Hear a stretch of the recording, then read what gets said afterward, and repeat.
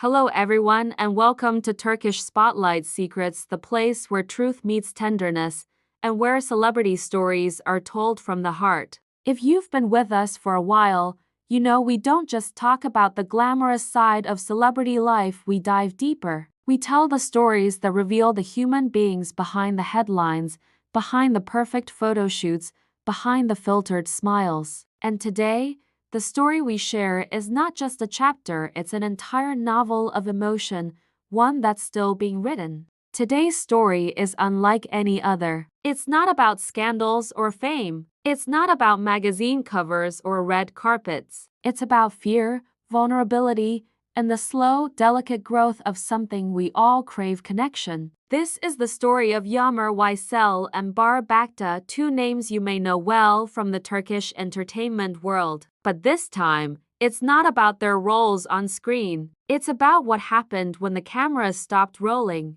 We all remember the buzz, the subtle posts, the glances, the tension that felt almost too real to be acting. The pair who starred together in a series that stirred the hearts of millions. But behind the scenes, something deeper was forming, or maybe unraveling. At first, no one knew. They were careful. A cropped photo here, a shared playlist, a brief sighting at a cafe on a quiet street in Kadki. It wasn't enough to confirm, but it was more than enough to speculate. Were they more than just co-stars? Were they falling for each other? Or was it simply the illusion of chemistry? And then silence. No denials, no confirmations, just quiet. And in this industry, that's often the loudest answer of all, until the day of the wedding. It wasn't a celebrity spectacle. There were no headlines announcing it in bold letters, no press coverage, no designer gowns flashing across social media. It happened quietly, almost like it wasn't meant to be seen, not because they were ashamed, but because maybe they didn't even know how to explain it. And that brings us to the heart of today's story. In an exclusive, unfiltered interview, Yammer finally opened up about what truly happened. Her voice shook, her eyes welled with tears, and for the first time, she told her story, not the story the public wanted, but the story she needed to tell. It wasn't the kind of love story people dream about, she began. It was a decision made in fear, not certainty. She didn't say it with bitterness, she said it with honesty, with weight, with the kind of emotional maturity that only comes from surviving something that nearly broke you. She told us about the pressure, the expectations, the whispers behind her back. They look perfect together, people said. They should get married. They're the real deal. And in a world where public perception becomes personal reality, those voices became louder than her own. So I said yes, she confessed. Not because I was ready, but because I was scared. Scared of what would happen if I said no. And then she paused. And in that pause, 1,000 women recognized themselves. She described the weeks that followed, the wedding that didn't feel like a wedding, the dress she didn't choose but agreed to, the smiles she practiced in the mirror, the vows she wrote the night before, not because she believed in them, but because she didn't want to let anyone down. And then came the honeymoon, not to Paris, not to Rome, but to a small, quiet village on the Aegean coast, a place chosen for its privacy, a place where she thought she could breathe but instead felt like she was drowning. It was beautiful, she said, but I was numb. I watched the sea, but I couldn't feel it. I held his hand, but I didn't know what it meant. Bar, she told us, never pushed her, never made demands, never asked for more than she could give. He simply stayed, and maybe that's what made it harder. His patience was a mirror, she explained, and all I saw in it was my confusion.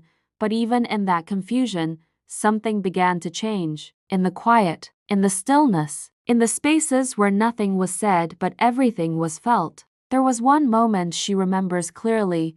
I was sitting on the balcony crying, she said. Not loud, not dramatic, just quietly falling apart. And he came out, sat next to me, and said one thing: "You don't have to be okay. Just don't pretend with me." And that was it. Not a grand gesture, not a movie scene, just a sentence. And for the first time, she felt safe enough to be unsure, safe enough to stop pretending, And so she began to write, not scripts, not press releases, but letters. Letters to herself. Letters to the girl who said yes too soon. To the woman trying to learn how to love without losing herself.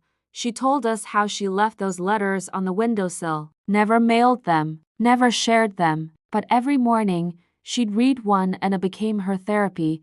And slowly, love bloomed. Not the cinematic kind, not the dramatic, all-consuming, fireworks in the sky kind, but the kind that grows in silence, the kind that finds you in the stillness, the kind that teaches you not just to love another, but to love yourself in their presence. And today, they are still together. They live outside the city, in a modest home surrounded by olive trees and wildflowers. They take long walks at dusk. They drink tea in silence. They read to each other. They argue sometimes, but gently. And when one of them leaves the room, the other notices. In the final part of our interview, we asked Yammer what she would tell someone who feels pressure to choose before they're ready. Her answer? Listen to your silence, not to the noise around you. And remember, love should never feel like a deadline.